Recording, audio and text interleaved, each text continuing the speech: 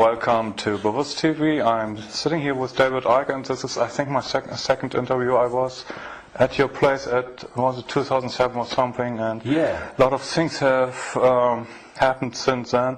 But we have to start from the beginning, so to say, for the audience who don't know you. David Icke, most people know you, but not everyone. And we have to, for starters, we need to talk about what you are associated most with. That is the reptilian agenda, and that we are divine beings, but we are manipulated from beings that are not from here, or what, and that they are actually the royal family, the British royal family is involved with reptilian beings. How does it work? Crikey, how long you got? It's something that I've been researching is a hardly applicable word in some ways, because to research means to look for, and you do that, of course you do, but after some extraordinary what people would call paranormal experiences in 1990 and 91, my life has become, since then, this synchronistic series of coincidences which have led me to, and even brought to me, really, people, personal experiences, documents, books, and all these different sources that have put information before me in a very coordinated way, like some hidden hand is passing information to you. And it's not just random information, it's information that very clearly, as it comes into my life, has a direction. It has a series of steps. So in the early 1990s, the information that was coming into my life was about the fact that there was a cabal that was manipulating human society and world events towards the goal of a Orwellian global state, in which there would be a world government dictating to every country. Countries would be dismantled and become regions of great power structures. The European Union is a classic. And what we're seeing now with the European Union is the next stage of breaking countries up by destroying them financially, and then centrally dictating financially and in terms of government. And that there was a plan for a global army to impose the will of the world government, a world central bank to impose the cabal's global financial structure and control, and that the plan was for every child at birth to be microchipped as a matter of course. Now that was kind of whoa enough as the information came, and of course with the passage of the years this has been confirmed more and more by the fact that it's happening. Then there was a phase in the mid to late 1990s when, while that other information continued, and has continued to this present day, another, if you like, parallel and connected series of synchronistic situations happened in my life which brought information to me, and this related to the fact that the network of families which go back to the ancient world that are behind this control system I've just described and its ambitions actually take a non-human form, a not just reptilian, though that seems to be the dominant one, but, and I moved on from that too and gone into other levels of it beyond that, but that there is a non-human force behind this attempt to lock down the world. And then from about 2002, 2003, right to the present day, all these continue, once they come into my life, these different areas, they continue together. That's why I work 12, 15 hours a day, keeping up with it. But This third phase, from about 2000-2003, was the most important. Because without this, you can't really understand the rest.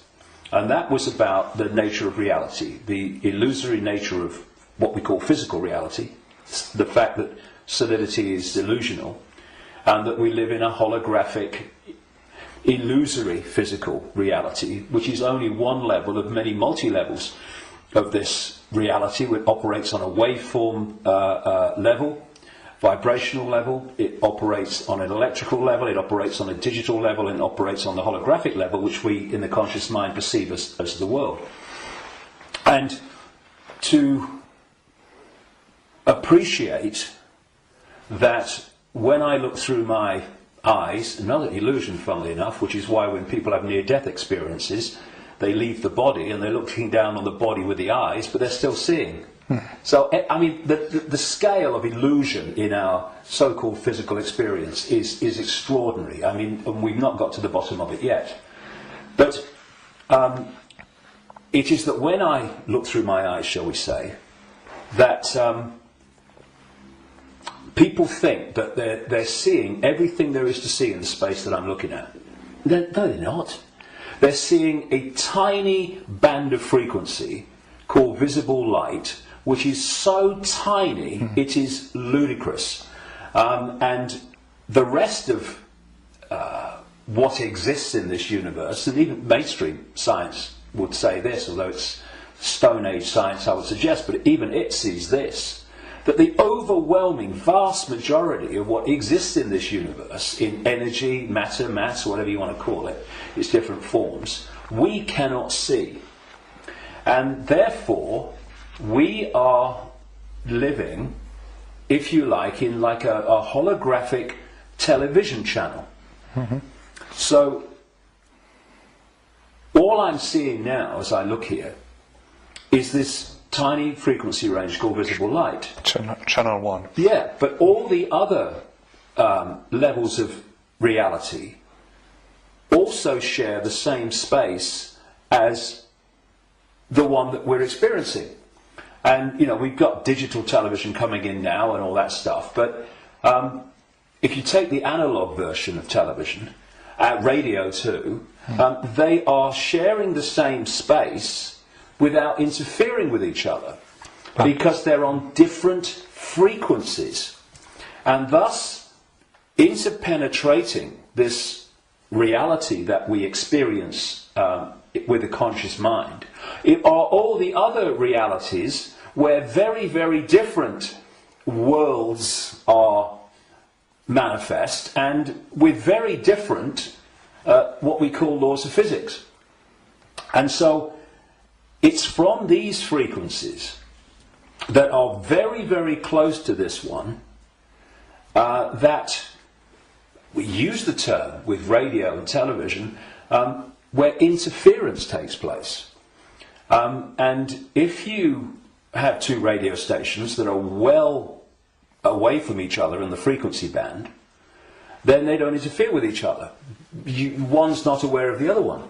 But you get two frequencies that are close, and you can get, it might be dominated by one, but there's interference from the other. Why? Because the frequencies are very close.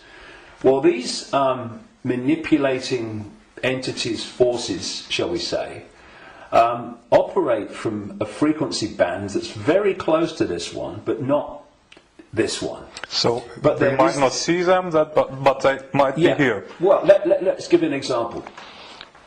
You'll see stories of UFOs appearing out of nowhere and disappearing into nowhere. You'll hear stories about people saying this entity appeared out of nowhere and disappeared into nowhere. Well, they haven't disappeared.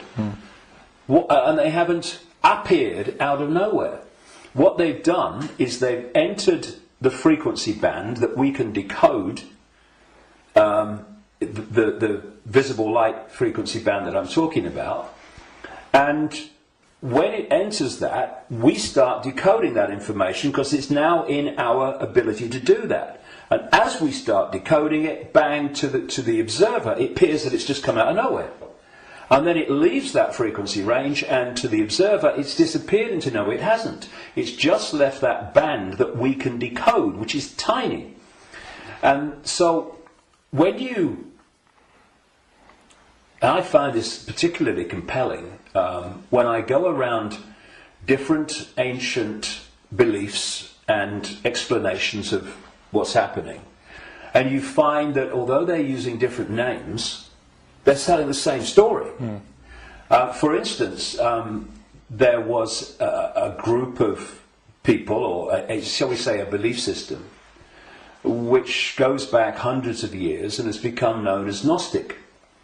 This was the belief system of people that ran the great library of Alexandria, with Hypatia, who was slaughtered by a mob inspired by the Roman Church, because that library carried information and knowledge that would have, as it circulated, demolished the Roman Church's version of everything, and it was challenging the Roman Church version of everything. And what's interesting is whenever you come across the Gnostics' belief system expressing itself, you see it's followed by slaughter, suppression, and the destruction of that knowledge. So the Cathars in southern France were Gnostics in terms of their belief system. We'll go into what that belief system is in a second. And so, again, in went the church, and all these, people that kill for the church, and they destroyed the Cathars. It's, I think, 1244 was the last stand to the mountain fortress at Montségur in southern France, in the foothills of the Pyrenees. And again, it's not just we slaughter them, but we destroy their knowledge. But a fantastic thing happened in 1945 when a sealed jar of Gnostic writings, quite considerable writings, was found by a peasant in Egypt in 1945. And they describe much of the Gnostic belief system. Now, key in my interest, one of the things, of course, as a quick aside, they were telling a very different version of the Christian story. And we might get into that because it's relevant. But the key thing for me was that around a fifth of these texts were about a phenomenon they called the archons. And the archons, these Gnostics said, were a manipulative force that operated outside of human sight, that was basically, as we would call it, an energetic form rather than what we would call a physical form, though it could manifest as physical form through holographic projections and stuff. And these writings even talked in their own way about the illusory nature of this reality. And they talked about the archons were the, if you like, like cyborg, we would call it, troops of something they called the demiurge. And the demiurge is what Christians call the devil, and this negative force. And what these writings said is that this reality that we're experiencing was not created by some divine force. It was created by the demiurge and the archons, and it was a fake reality. And that they manipulated by accessing the human psyche and manipulating humans' perception of reality. And there was some very, very interesting things that they said about the archons.